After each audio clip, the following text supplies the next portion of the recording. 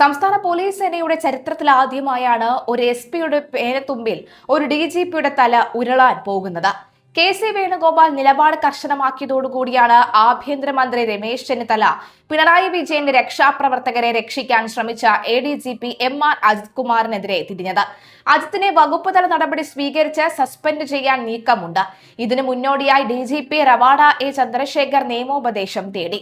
നടപടിക്കും മുൻപ് അജിത് കുമാറിൽ നിന്നും ഡി.ജി.പി വിശദീകരണം തേടും. രാഷ്ട്രീയ കോളിളക്കം സൃഷ്ടിച്ച കേസിലെ പ്രതികളെ രക്ഷിക്കാൻ വഴിവിട്ട് ഇടപെട്ടെന്ന ആരോപണം നേരിടുന്ന ഉന്നത ഉദ്യോഗസ്ഥരെതിരായ നടപടി പിഴവില്ലാത്ത വിധമായിരിക്കും നിയമോപദേശം തേടിയത്.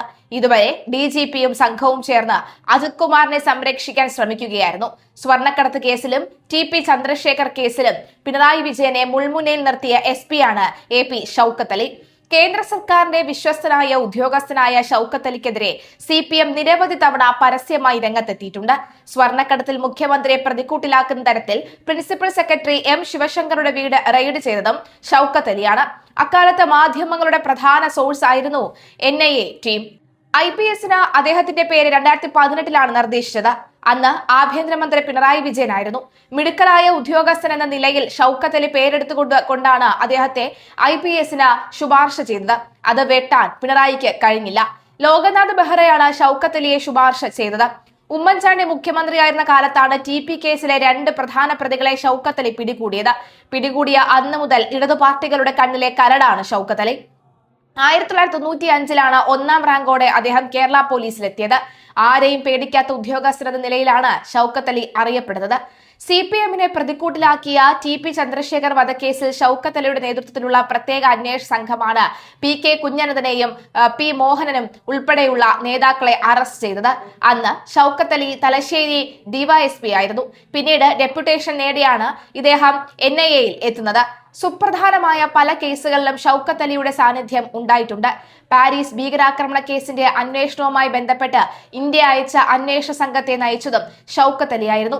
ദേശീയ അന്വേഷണ ഏജൻസിയുടെ തീവ്രവാദ വിരുദ്ധ ഓപ്പറേഷൻ സ്പെഷ്യലിസ്റ്റാണ് ഷൗക്കത്ത് അലി അറിയപ്പെടുന്നത്. പ്രിൻസിപ്പൽ സെക്രട്ടറി ശിവശങ്കറിന്റെ വസതി റെയ്ഡ് നടത്തിയത് വിവാദമായിരുന്നു. ബാംഗ്ലൂരിൽ അറസ്റ്റിലായ സ്വപ്ന സുരേഷിനെയും സന്ദീപിനെയും കൊച്ചിയിലേക്ക് കൊണ്ടുവന്നതും ഷൗക്കത്ത് അലിയുടെ നേതൃത്വത്തിലായിരുന്നു. ഇത് വലിയ വാർത്തയായി മാറി. രക്ഷാപ്രവർത്തനം നടത്തിയ പിണറായി വിജയന്റെ ഗൺമാൻമാർക്കെതിരെയും നടപടി അതിവേഗത്തിലാക്കാൻ ചെന്നിത്തല തന്നെയാണ് കരുക്കുകൾ നീക്കിയത്. CPM കോഴിക്കോട് ജില്ലാ സെക്രട്ടറി P മോഹനനെ TP ചന്ദ്രശേഖരൻ കൊലക്കേസിൽ നടുറോഡിലിട്ട് അറസ്റ്റ് ചെയ്ത ഷൗക്കത്ത് അലി IPSനെ അന്വേഷണ ചുമതല ഏൽപ്പിച്ചതും ചെന്നിത്തലയുടെ ബുദ്ധി തന്നെയാണ്. ഗൺമാൻമാരുടെ ജോലി കളയുമെന്ന് ആണയിട്ട് അധികാരത്തിൽ കയറിയ മുഖ്യമന്ത്രിയാണ് സതീശൻ. ഇപ്പോൾ പ്രത്യേക അന്വേഷണത്തിന് ഉത്തരവിട്ട സമാധാനം കണ്ടെത്തിയത് ആഭ്യന്തരമന്ത്രിയാണ്. നവകേരള യാത്രക്കിടെ KSU യൂത്ത് കോൺഗ്രസ് പ്രവർത്തകരെ മുഖ്യമന്ത്രിയുടെ ഗൺമാൻമാർ അടക്കമുള്ളവർ മർദ്ദിച്ച സംഭവത്തിൽ പുനരന്വേഷണത്തിന് ഉത്തരവിട്ടു.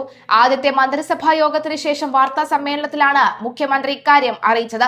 സ്പെഷ്യൽ ടീം പുനരന്വേഷണം നടത്തുമെന്നും അദ്ദേഹം കൂട്ടിച്ചേർത്തു.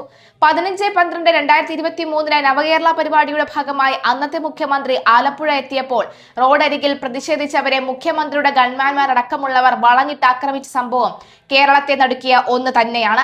സംഭവത്തിൽ പുനരന്വേഷണം നടത്താൻ ആലപ്പുഴ മജിസ്ട്രേറ്റ് കോടതി 2024 നവംബർ 8 ഉത്തരവിട്ടു.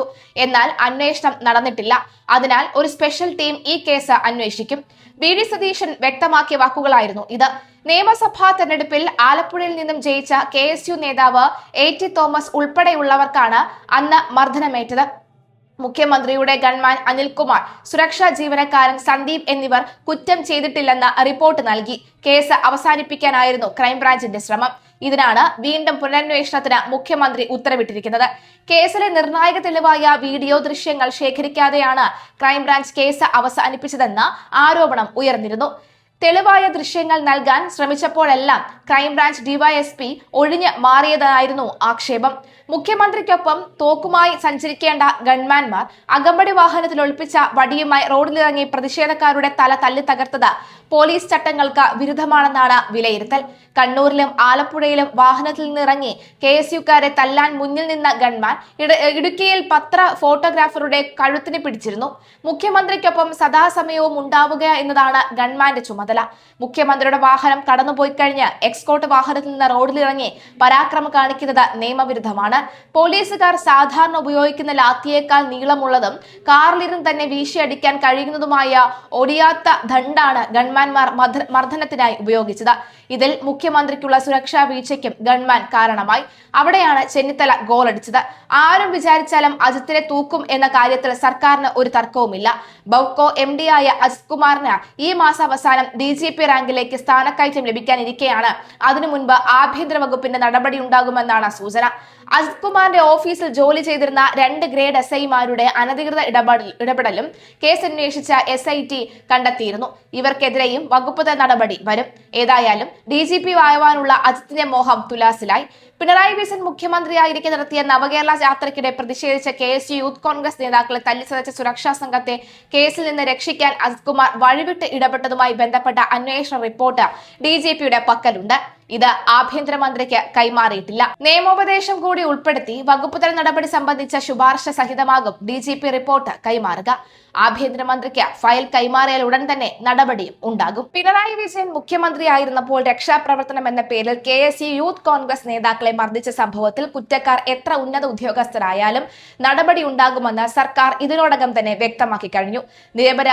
നിരപരാധികളെ തല്ലിച്ചതച്ചവരെ സംരക്ഷിച്ചതാണോ DGP ആകാനുള്ള യോഗ്യത? കുറ്റക്കാരെ നിയമത്തിന് മുന്നിൽ കൊണ്ടുവരും. ഇതാണ് സർക്കാരിന്റെ നയം. അജിത് കുമാറിനെതിരെയുള്ള നടപടി വൈകുന്നതിനെതിരെ KC വേണുഗോപാൽ MP ഉൾപ്പെടെ കോൺഗ്രസിലെ ഒരു വിഭാഗത്തിന് അതൃപ്തിയും ഉണ്ട്. DGP-യായി സ്ഥാനക്കയറ്റം ലഭിക്കാനാണ് നടപടി വൈകുമെന്നതാണ് ആരോപണം. അജിത് കുമാറിനെ സംരക്ഷിക്കേണ്ടതും നടപടി വേണമെന്നുമാണ് ആഭ്യന്തരമന്ത്രി രമേശ് ചെന്നിത്തലയുടെ നിലപാട്. കേസ് അട്ടിമറിക്കാൻ അന്ന് ക്രമസമാധാന ചുമതലയുണ്ടായിരുന്ന അജിത് കുമാർ ഇടപെട്ടു എന്ന പ്രത്യേക അന്വേഷണ സംഘത്തിന്റെ റിപ്പോർട്ടിലുമുണ്ട്. അന്വേഷണ ഉദ്യോഗസ്ഥരെ തിരുവനന്തപുരത്തേക്ക് വിളിച്ചുവരുത്തി കേസ് ഡയറി തിരുത്തിയെന്ന മൊഴിയും ഉൾപ്പെടുത്തിയിട്ടുണ്ട്. SP ഷൗക്കത്ത് അലിയുടെ നേതൃത്വത്തിലുള്ള SIT 23-നാണ് പോലീസ് മേധാവിക്ക് റിപ്പോർട്ട് നൽകിയത്. എന്നാൽ ഈ റിപ്പോർട്ട് ആഭ്യന്തര വകുപ്പിന് കൈമാറിയിട്ടില്ല. അടുത്തയാഴ്ച കൈമാറുമെന്നാണ് സൂചന. റിപ്പോർട്ട് ചോദിച്ച് വാങ്ങേണ്ടതിലും പോലീസ് മേധാവിയുടെ പരിശോധനയ്ക്ക് ശേഷം കൈമാറുമെന്നായിരുന്നു മന്ത്രിയുടെ നിലപാട്. ഇത് കിട്ടിയാൽ നടപടി പാഴ്സലായി വരും. രക്ഷാപ്രവർത്തനം കൂടാതെ തൃശൂർ പൂരം കലക്കൽ, RSS നേതാക്കളുമായുള്ള കൂടിക്കാഴ്ച എന്നീ വിഷയങ്ങളിൽ കോൺഗ്രസ് ADGP-ക്കെതിരെ അന്ന് രംഗത്തെത്തിയിരുന്നു. അഗ്നിരക്ഷാ സേനാ മേധാവി DGP നിതിൻ അഗർവാൾ 31-ന് വിരമിക്കുകയാണ്.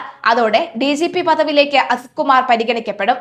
എന്നാൽ രക്ഷാപ്രവർത്തന കേസിൽ അതിനു മുൻപേ നടപടിയുണ്ടായാൽ സ്ഥാനക്കയറ്റം നഷ്ടപ്പെടാൻ സാധ്യതയുണ്ട്. നടപടി ഉണ്ടാകുമെന്ന ഉറപ്പാണ്.